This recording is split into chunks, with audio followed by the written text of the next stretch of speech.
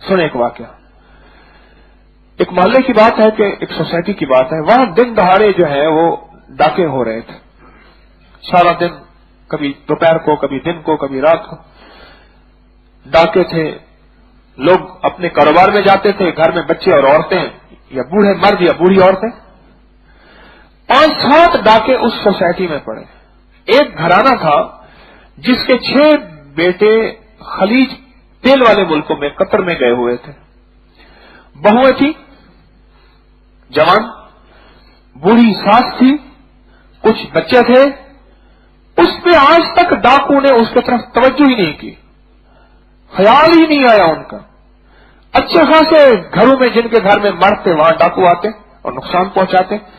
कईयों को गोलियां मार के गए, एक को गोली मारी, दिल के करीब से निकल गई और वो बेचारा मरते मरते बचा। इस तरह की कैफियत थी।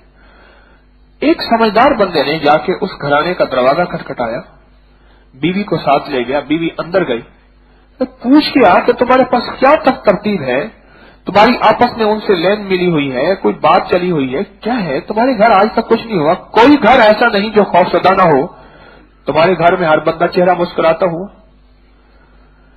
जब गए तो उन्होंने कहा, और तो कुछ नहीं, हम में से हर फर्द 3 बार आयतल कुर्सी और 3 बार सूरत कुरैश हर कोने में पढ़ के फूंक देते हैं, आज तक उनको हमारा खुद घर ही नजर नहीं आया।